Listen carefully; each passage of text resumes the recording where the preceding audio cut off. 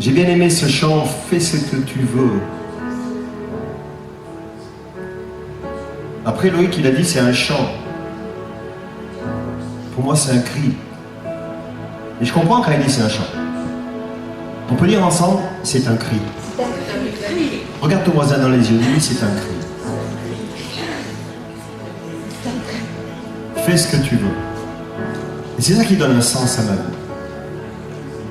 C'est que Christ puisse faire ce qu'il veut dans ma vie.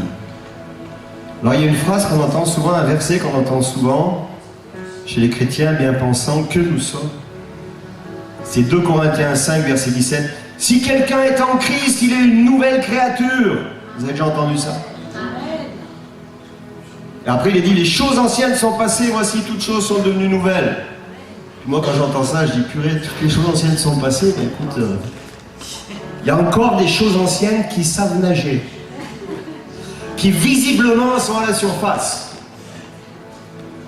Et nous devons comprendre ce verset-là. Sinon on tire un verset, et nous en faisons un leitmotiv, nous en faisons comme une parole qu'il faut confesser, et c'est vrai. Mais pour confesser la chose, je dois savoir c'est quoi la chose que je confesse.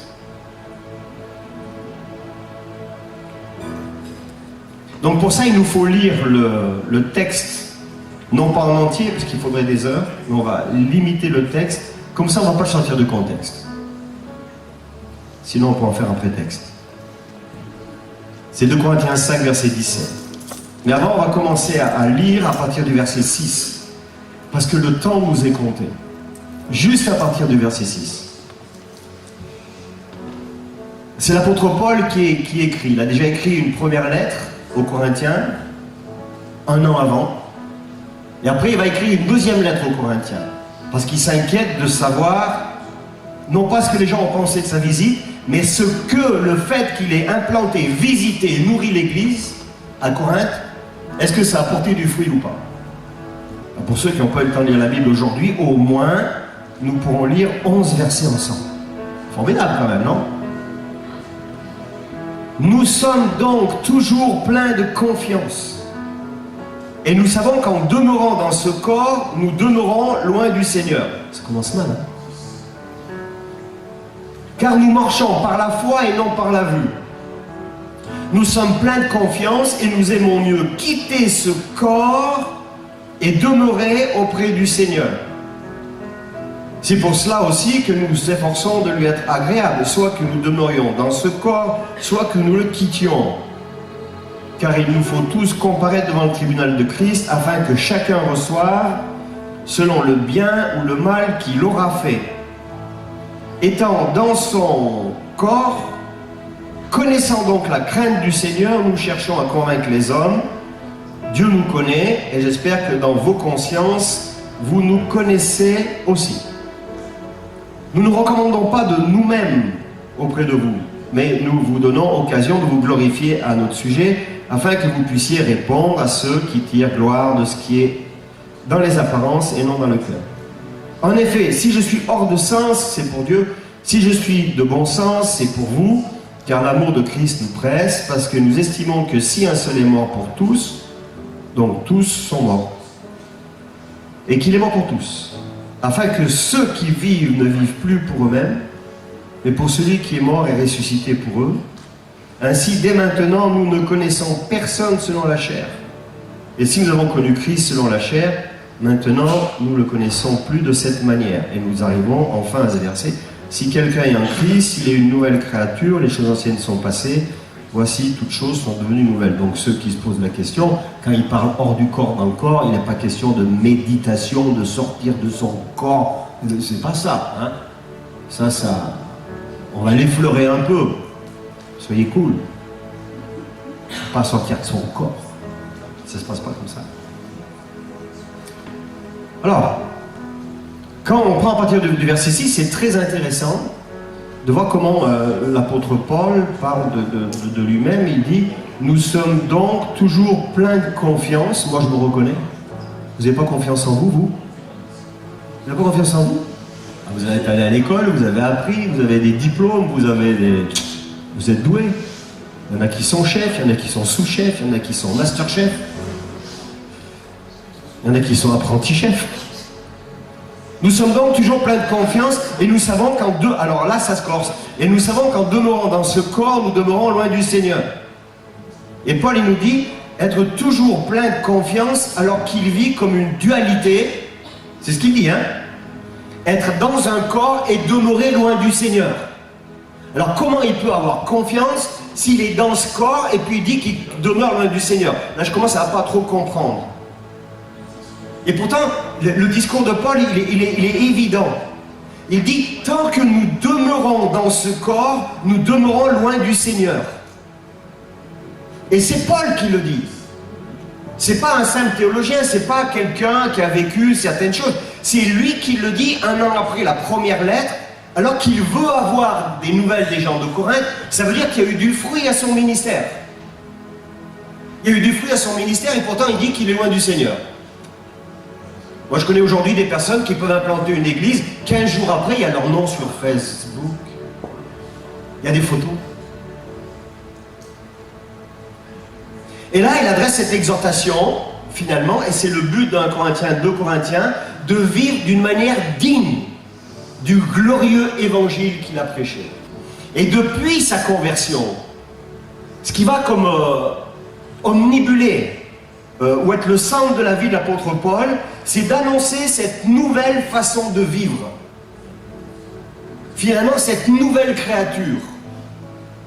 Parce que c'est au travers de cette nouvelle façon de vivre que la gloire de Dieu va être manifestée, et non pas selon l'ancienne façon de vivre. Et il a conscience, et il insiste, il dit, tant que nous sommes dans ce corps, dans ce vase, parce que par ailleurs, dans Romains 9, verset 20, il va parler de vase. Il dira, ô homme, toi, plutôt, qui es-tu pour contester avec Dieu?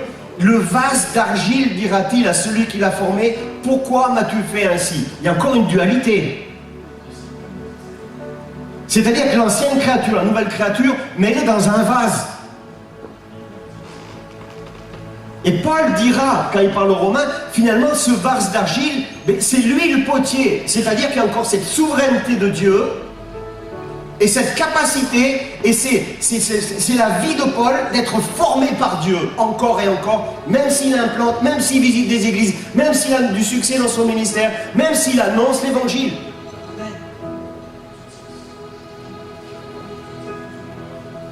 On peut dire qu'il a conscience de ses limites.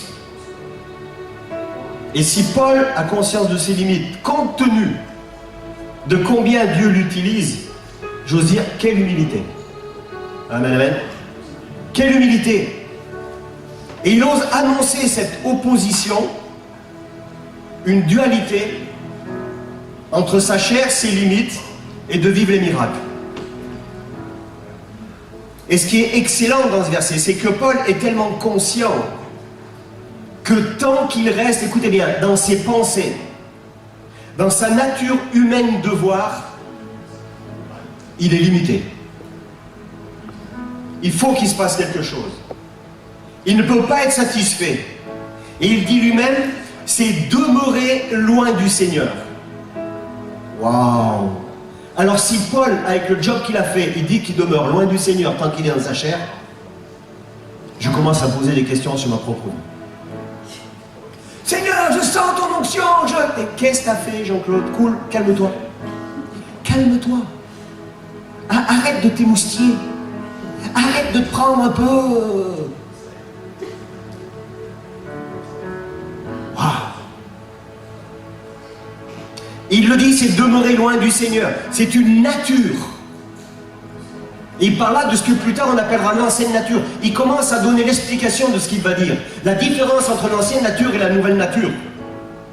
Demeurer loin du Seigneur. La nature qui nous empêche de marcher selon le Seigneur. Cette nature charnelle. Et il ira même jusqu'à le reprocher à Dieu. Il dira que finalement, il est limité à cause de sa nature charnelle. Ça veut dire qu'il le reconnaît. Il le reconnaît. Est-ce que nous le reconnaissons? Et il l'explique au verset suivant. Parce que quand Paul dit quelque chose, quand il le déclare, il l'explique. Car nous marchons par la foi et non par la vue. Encore une dualité. la différence entre marcher par la vue et marcher par la foi. Et là, je me pose la question, où j'en suis? Combien de fois cette semaine j'ai marché par la foi? Et combien de fois j'ai marché par la vue? Je me pose la question.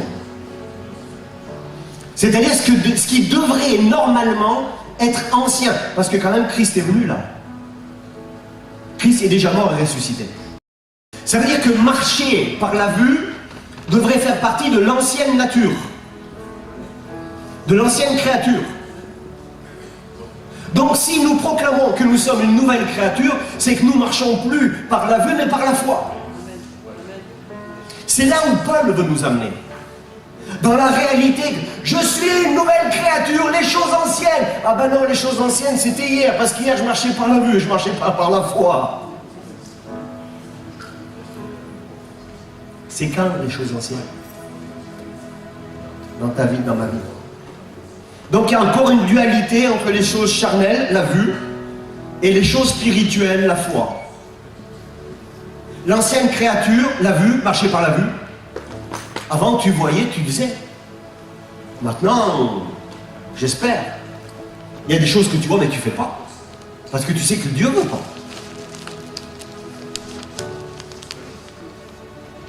Et ça nous montre l'opposition, l'ancienne nature, la nouvelle nature. Mais cette réalité-là, c'était en 75 après Jésus-Christ quand même. J'ai une mauvaise nouvelle, ça marche encore aujourd'hui. Parce qu'on peut dire, ouais, ça c'était en 75 après Jésus-Christ. Maintenant on est en 2019.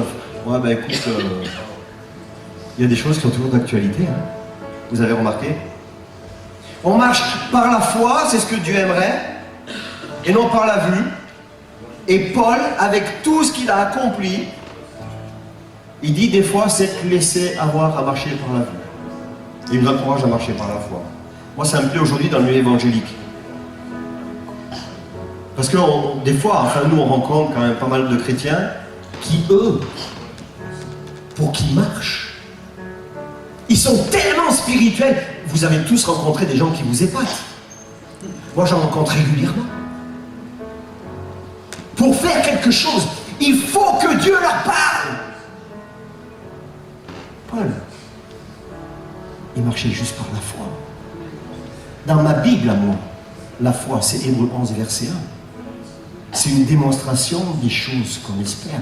Je ne pense pas que Paul attendait que Dieu lui parle, qu'il entende avec ses oreilles et qu'un prophète vienne confirmer ce que lui avait envie de faire et qu'il croyait avoir entendu. Il y a des moments, mon ami, il faut que tu marches par la foi si tu es une nouvelle créature.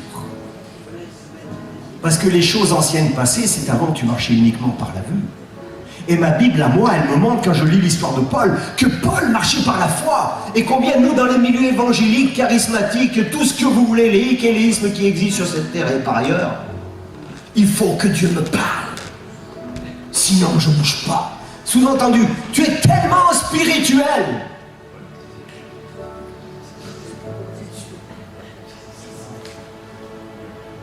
J'en rencontre, hein. Il faut jeûner, il faut prier, il faut entendre la voix de Dieu. Il faut que ton patron te confirme. Il faut que l'épouse du patron crée les circonstances pour que tu vois et que les portes s'ouvrent. Tiens, quelqu'un qui a perdu ça. Si tu le cherchais, voilà, c'est avec la vue que j'ai retrouvé, c'est pas par la foi. Est-ce que vous me suivez? Est-ce que vous ne pensez pas qu'on a besoin de revenir un peu à la parole? Par la foi. Mais ça nous amène simplement le fait d'être une nouvelle créature, que les choses anciennes sont passées. Et des fois, les choses anciennes ne sont pas si vieilles que ça. Ou alors on devient un peu trop religieux. C'est vrai que les évangéliques ont créé une nouvelle religion, celle de ne pas être religieux. C'est quoi ta religion? Je ne suis pas religieux. Ah, t'en as créé une.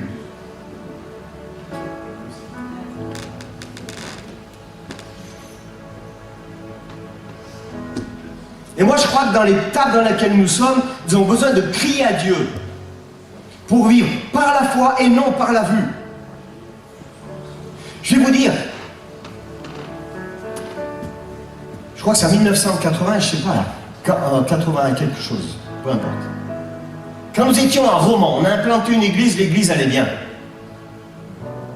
Et quand Dieu nous a dit, c'était furtif, quitte tout, va dans le sud-ouest. On n'a pas attendu une confirmation.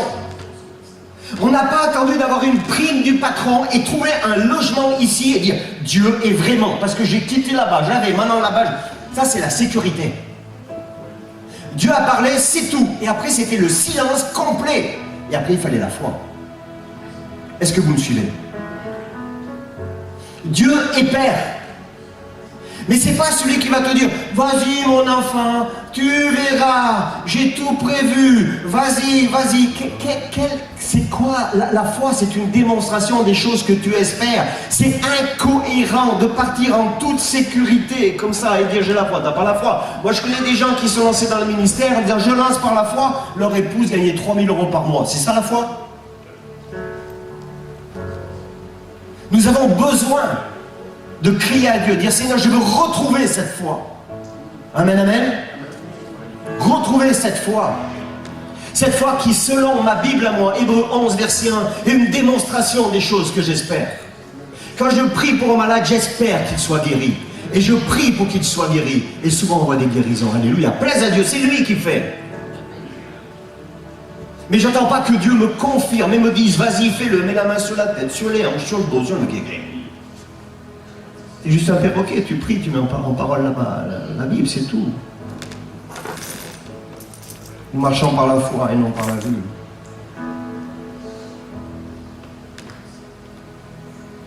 C'est pour ça que Dieu permet des fois que l'on n'ait pas.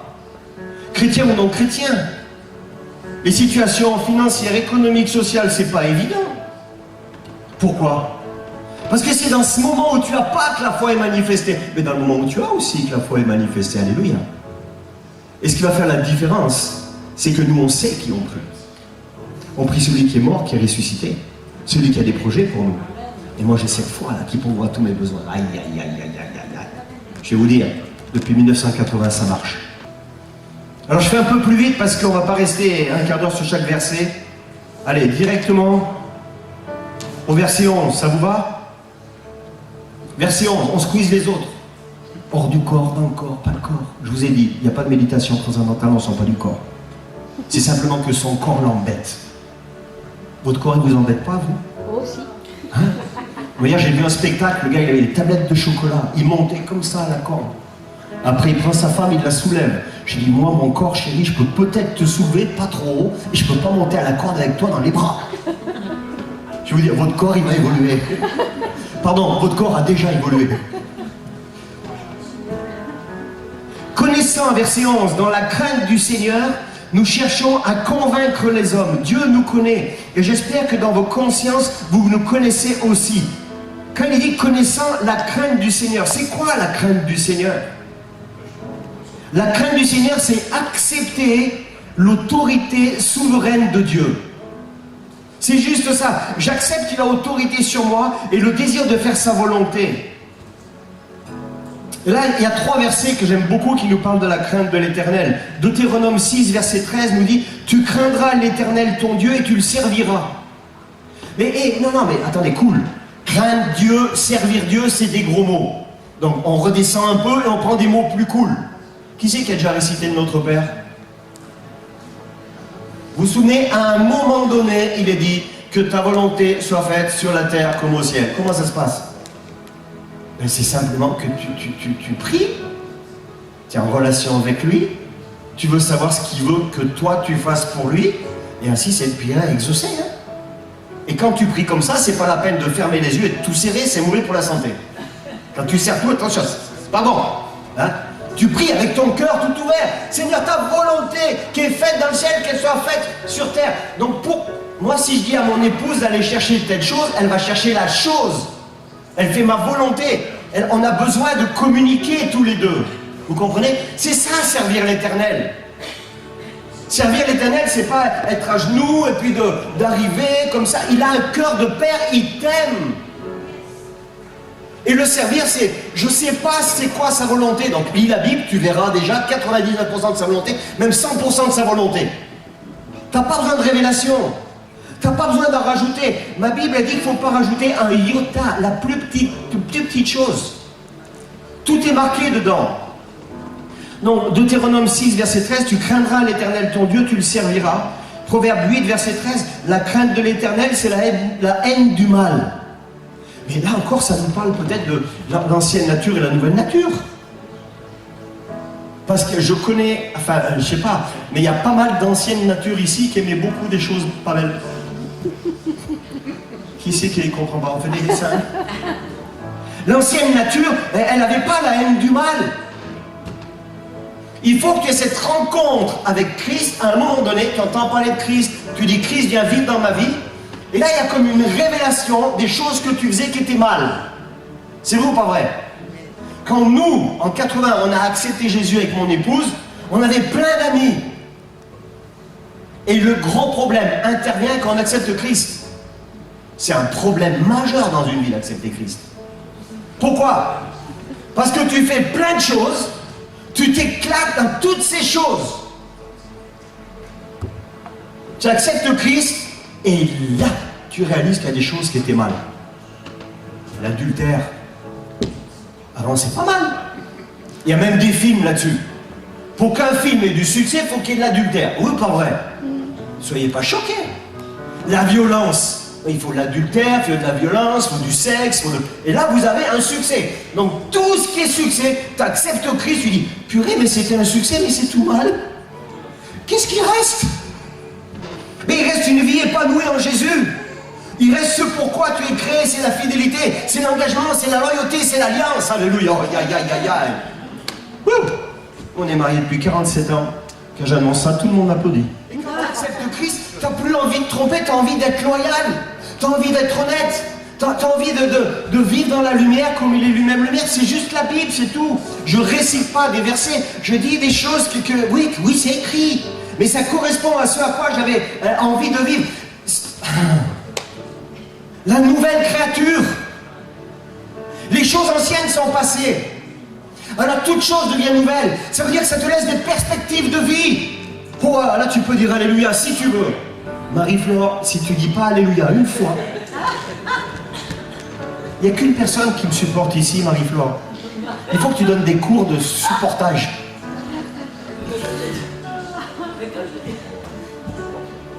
Proverbe 16, verset 6, et par la crainte de l'Éternel, on se détourne du mal. Par amour, je me détourne du mal. Et c'est là où tu perds tous tes copains. Parce que ce qui te rassemblait avant, c'était le mal.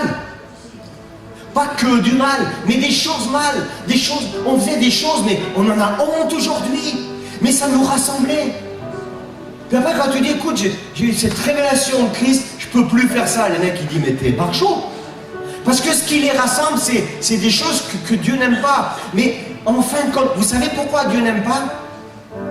Parce qu'il sait qu'en continuant à pratiquer ces choses, tu ne seras pas heureux comme il faut. Tu seras mal heureux. Enfin, tu seras heureux, mais mal heureux. Et la Bible, elle dit, bienheureux ceux qui... C'est ici la différence.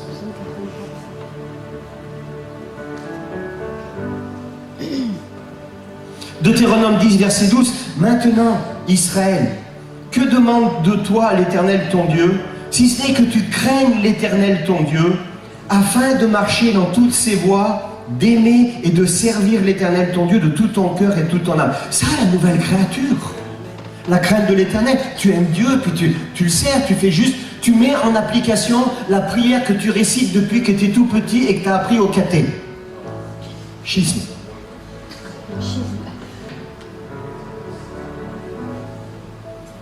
Et alors là, il y a un gros mot dans la Bible. Donc on est resté quelques instants sur le début du verset 11, connaissant donc la crainte du Seigneur, virgule, il est dit, nous cherchons à convaincre les hommes. Aïe, aïe, aïe. Alors ça, c'est un gros mot de convaincre les hommes. Parce qu'on en revient toujours aux chrétiens religieux, c'est pas moi, c'est Dieu qui fait le job. Et moi, avec le temps, j'ai l'impression que l'évangile s'est déformé, qu'il s'est même dilué. Dire que chacun va lire l'évangile sur Facebook. Facebook 1, chapitre 1. verset 1. C'est-à-dire qu'on essaye de ne pas déranger. Mais Paul, il cherchait à convaincre. Aujourd'hui, on est devenu poli. Aujourd'hui, on est devenu délicat, on est posé. On ne veut pas faire, il y a un mot à la mode, je l'ai noté, vous le connaissez, du prosélytisme.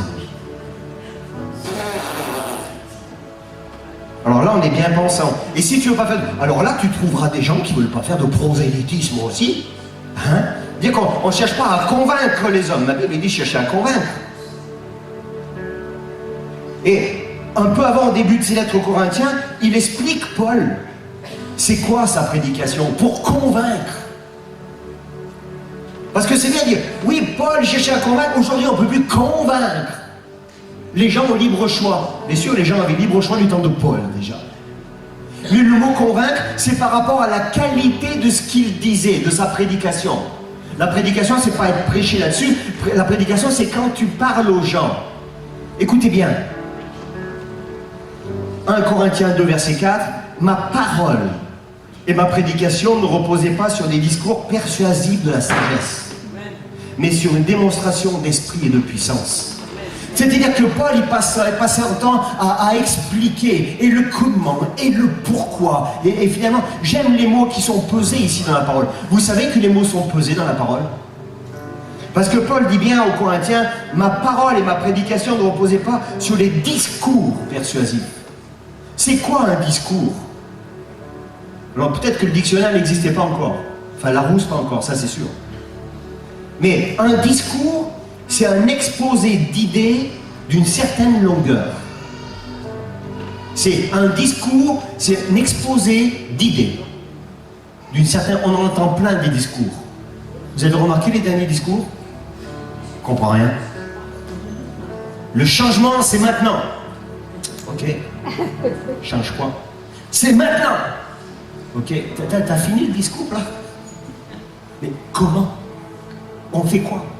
Ancienne nature, ça me plaît plus, je fais quoi? Tu vas changer. Tu verras. Christ c'est bon pour toi, ça va changer. Ouais, mais ça m'emmène où cette affaire-là? Le discours, c'est un exposé d'idées d'une certaine longueur. Vous savez ce que ça veut dire, discourir? Discourir, ça signifie parler sans approfondir la matière. Tu sais le discours de Paul, ce que c'était? T'es malade, je prie pour toi, Jésus va te guérir. Il met les mains, il prie et il y a la guérison. Ça traîne pas en longueur. C'est pas persuasif. Tu pries au nom de Jésus et c'est lui qui fait le job. Et la gloire est pour lui. Et il y a du fruit. Parce qu'il n'y a plus que lui qui peut guérir. Discourir, ça signifie parler sans approfondir la matière. Je fais attention quand je parle. Je veux approfondir. Que ce soit court, comme Dieu veut, et que ça porte du fruit. Ma Bible à moi, elle dit que l'évangile est une démonstration de puissance. Ma Bible à moi, elle me demande de faire des disciples. Des personnes qui servent Dieu coûte que coûte, qui sont accrochées au Seigneur, qui puissent saisir les promesses de Dieu, que leur vie soit une vie épanouie, qu'ils aient une relation avec le Seigneur, qu'ils connaissent ses promesses, qu'ils puissent les saisir, se les approprier et enfin vivre d'une façon heureuse. On ne va pas étudier tous les versets, on va arriver peut-être le dernier ou l'avant-dernier, je fais un choix au fur et à mesure que j'avance. La nouvelle créature. L'ancienne créature. Verset 14. J'aime ce verset. J'ai dû sélectionner les versets pour en parler, ils sont tellement riches. Je vous invite à étudier ce texte à la maison. Verset 14. Extraordinaire. Je dis, Seigneur, si je pouvais vivre juste ce verset 14. L'amour de Christ nous presse. L'amour de... Regarde ton voisin. L'amour de Christ veut te presser ce matin. Et il donne même l'explication. C'est Paul qui écrit. Quand il parle, il donne l'explication. C'est quand même merveilleux, non? Nous, on cherche la révélation. Mais qu'est-ce que ça veut dire? Chut, lis. L'amour de Christ nous presse parce que nous estimons que si un seul est mort pour tous, donc tous sont morts. Il est pressé par l'amour de Christ. Mais quand tu es pressé, c'est que tu es environné avant d'être pressé. Moi, si je prends un citron, que je presse le citron, il faut qu'il y ait une pression autour. Le citron va être environné de mes doigts. Et quand le citron va être pressé, ce qui va sortir, c'est ce qu'il y a dans le citron. C'est quand tu es pressé qu'on voit le fruit, qu'on voit ce qu'il y a à l'intérieur.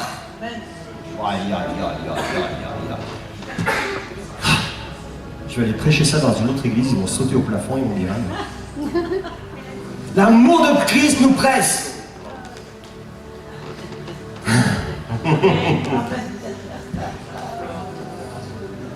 C'est quand, écoute, quand tu vis une pression, soit il peut en sortir une dépression, soit tu sais que Dieu t'aime, et quand il te presse, c'est ces promesses que tu t'es accaparées qui sortent de toi. Tu n'as plus d'argent, tu connais Jésus, ouais mais je sais qu'il va pouvoir à tous mes besoins. Et le Père qui voit ton attitude de cœur, alors lui il crée des situations afin que tu manques rien. Amen. Ça c'est l'amour de Christ qui te presse. Tant que tu ne connais pas Christ, et même certains croyants connaissent Christ, ils sont pressés et qu'ils enfoncent une dépression. Si tu savais ce que je vis. C'est pour ça que Dieu permet des fois que tu vis des choses difficiles. Une certaine pression. C'est quoi le jus qui te fait avancer? C'est quoi qui sort de toi? Oh, j'ai mal. Vas-y, t'as mal. C'est ce qui, moi, quand je suis pressé par la douleur, ce qui sort, c'est qu'on prie vite pour moi. Et je veux pas que ça modifie ma vie. Moi qui vous parle, j'ai fait 30 mois d'hôpital. Ok? C'est pas gratuit. Amen, amen. Condamné. La carte handicapée, je l'ai déchirée. J'aurais dû la garder pour l'afficher maintenant, pour vous la montrer. Quand tu connais Christ, la pression. Pressé, tu ne pourras plus faire ceci, tu ne pourras plus faire cela. Tais-toi, menteur. Tais-toi, menteur. Qui te dit? Qui tu es, toi? Toi, tu veux dominer ma vie, qui tu es? Mal au dos, mal aux yeux, mal au tout ce que tu veux, j'en ai rien à faire, je sais que Jésus. De toute façon, on peut toujours prier pour moi pour que je sois guéri. Tant qu'on n'a pas prié, tant que j'ai pas vu, je crois pas. Moi, je suis comme ça, moi. Tu me donnes un verdict sur ma vie, parle beau merde. Entre ton verdict et moi, il y en a un. Ma Bible dit qu'il a tout pris à la croix. Et c'est pas gratuit, je l'ai expérimenté. Au niveau de mon couple, au niveau des finances, au niveau des enfants, au niveau de ma santé, au niveau de tout. Tout.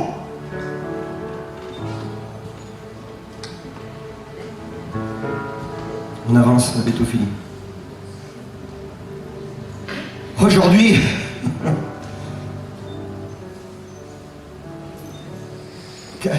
non.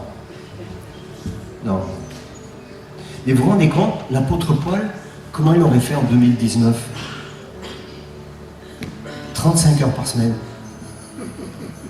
Moi, je loue Dieu d'avoir travaillé 45 heures par semaine.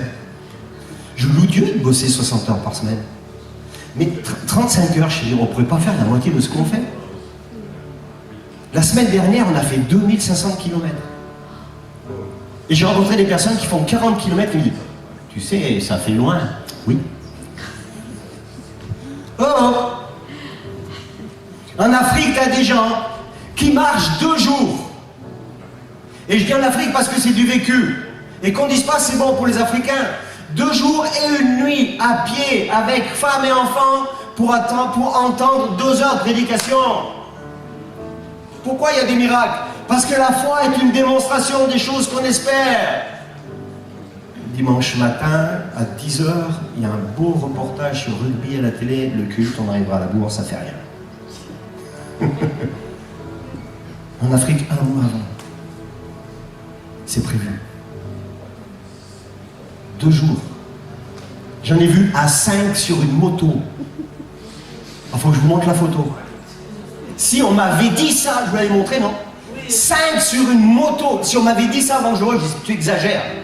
T'as le monsieur, il est là, t'as le petit, t'as un plus petit, t'as la femme et t'as 2 autres petits. Comment ils font? Comment ils tiennent? Et ils sont tous, là ils font 1, hein, tu peux être sûr. Là c'est la famille qui est unie. Je sais pas s'ils font un cantique tout le long qui dure 2 jours, mais toi tu les croises, toi tu pries pour eux.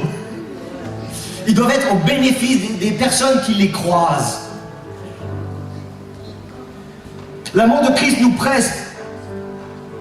Parce que nous estimons que si un seul est mort pour tous, tous donc sont morts. Voilà pourquoi l'amour de Christ le presse. Cette douce pression. Parce qu'il sait que Christ est mort pour lui. Christ est mort pour eux. Et si on n'annonce pas Christ, ils vont mourir et aller en enfer.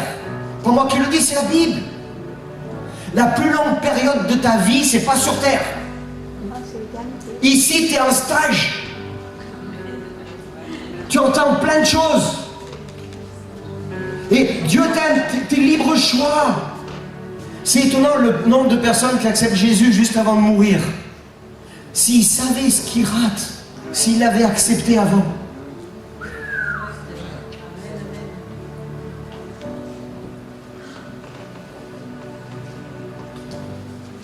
Je termine. L'explication de cette nouvelle créature et de l'ancienne créature. Verset 15. Il est mort pour tous, afin que ceux qui vivent ne vivent plus pour eux-mêmes, mais pour celui qui est mort et qui est ressuscité. Les choses anciennes sont passées. Ce qui était ma priorité, c'est fini, c'est terminé. Et la nouvelle créature, elle sait que Christ est mort pour tous. Elle ne vit plus pour elle-même. Elle vit pour celui qui est mort, qui est ressuscité pour eux. Et ça, il faut une révélation, mes amis. Comprendre le sacrifice de Jésus. Comprendre qu'il est mort par amour. Comprendre qu'il est mort pour tous. Afin que je ne vive plus pour moi-même, mais pour celui qui est mort, qui est ressuscité pour eux. Pour faire ce que lui dit, c'est le chant qu'on a fait tout à l'heure. Faire sa volonté. Vous ne vous rendez pas compte quand nous avons chanté ce chant-là? Vous ne vous rendez pas compte? C'était une prière qui est vraiment biblique. Ça, c'est la nouvelle créature. C'est plus qu'un cri. Je suis une nouvelle créature! C'est que tu ne vis plus pour toi. Tu vis pour Christ. C'est la prière que tu récites depuis tout petit qui commence à être exaucée. Que ta volonté soit faite sur la terre, comme elle est faite dans le ciel. Et ce que tu ne savais pas en ce temps-là, c'est qu'il veut servir de toi. C'est une bonne nouvelle. La nouvelle créature, elle vit par la foi. Elle vit plus uniquement que parce qu'elle voit. Elle n'est pas uniquement influencée que parce qu'elle voit. Parce qu'elle sait que ce qu'elle voit, c'est les choses du monde. Il y a des choses bonnes, mais il y a des choses moins bonnes. Elle vit par la foi. La nouvelle créature, elle est pressée par l'amour de Christ. La nouvelle créature, quand il y a une pression, ce qui sort, c'est l'amour de Christ. C'est les promesses de Dieu, c'est l'amour pour les autres. Elle arrive à convaincre les gens de marcher sur la parole, mais pas avec des vains discours. L'apôtre Paul, quand il devait partir, sa crainte, c'était d'avoir des vains discours. Des discours persuasifs. Non, non, non, non. Il voulait juste la puissance de Dieu. Discours persuasif, c'est l'ancienne créature. Nouvelle créature, l'évangile, c'est une démonstration de puissance. Puis pour terminer, j'ai une bonne nouvelle. On ne peut pas améliorer l'ancienne créature. Il faut qu'elle passe par la croix. Des raisonnements, une façon de penser, une façon d'agir, une façon de faire, un comportement qui doit passer par la croix. C'est-à-dire, Seigneur, voilà mes pensées, voilà mes valeurs, voilà ce que je pensais bon. Puis je découvre soudainement que c'est pas bon. Enfin, tu le découvres pas soudainement parce que ça te coûte cher en principe. C'est bon de dire tu découvres soudainement. Non, non, la vie te montre que tu t'es planté. Traduction Jean-Claude Buy de... Voilà. Tu ne peux pas améliorer ce qui est ancien.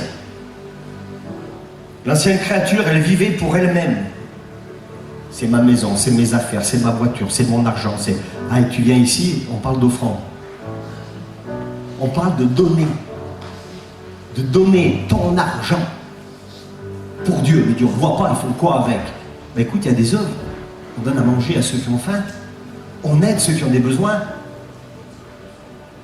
On aide même des gens qu'on ne connaît pas. Il faut être fou, hein. C'est ce que Christ faisait. Il aidait des gens qu'il ne connaissait pas. Il y a que l'ancienne nature, elle doit mourir. Passer par la croix. Passer par la croix, c'est juste confesser à Christ. Ces choses-là, voilà. J'ai vu ce que ça a donné. Et laisser la place à la nouvelle créature. Alors pour certaines choses, il y a un processus.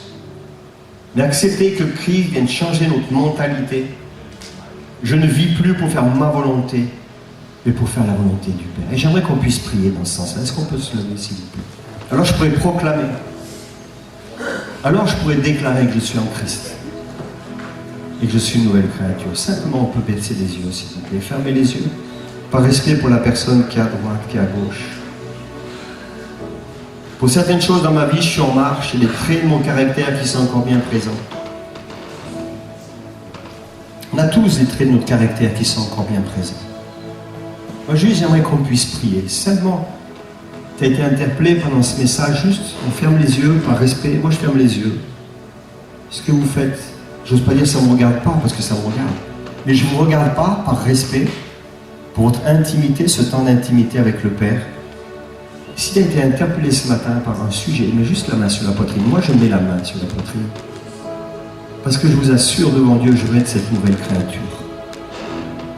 Je peux saisir cette opportunité ou dire, ouais, mais il y a des choses qui vont changer au fur et à mesure. Je ne mets même pas la main sur la poitrine, je suis fort. Allez. Et quand tu mets la main sur la poitrine, c'est un acte. C'est une démonstration. Et ne dis pas que je garde les mains dans les poches et Dieu voit. Non, non, c'est pas comme ça. Souviens-toi dans Marc 10, il y avait un aveugle, mendiant, Bartimée. Et quand Christ est passé, Bartimée s'est levé d'un bond. Il a dit que je recouvre la main. Il fallait un geste. Alors moi, je mets cette main sur la poitrine. Je dis, Seigneur, il y a encore tellement de choses en moi qui sont de l'ancienne nature. Et je reconnais humblement, Seigneur, que dans ma vie, beaucoup de choses sont en moi, de ma façon de réagir, de parler, de faire, de penser. Mais la bonne nouvelle, Seigneur, c'est que tu es mort. Tu es ressuscité. Et que tu as tout pris à la croix. Comme l'apôtre disait, Seigneur, dans ce corps, finalement, qui l'embêtait. Ce vase d'argile. Et toi, tu viens façonner les vases que nous sommes. Seigneur, viens dans la vie de chacun de mes bien-aimés qui sont venus ce matin. Seigneur, peut-être que c'est la première fois certains entendent parler de toi ce matin.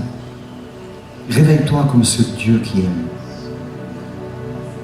Révèle-toi comme celui qui est allé à la croix par amour. C'est un sacrifice d'amour. Esprit de Dieu, viens. Bien, est-ce que le groupe de louanges peut venir, s'il vous plaît?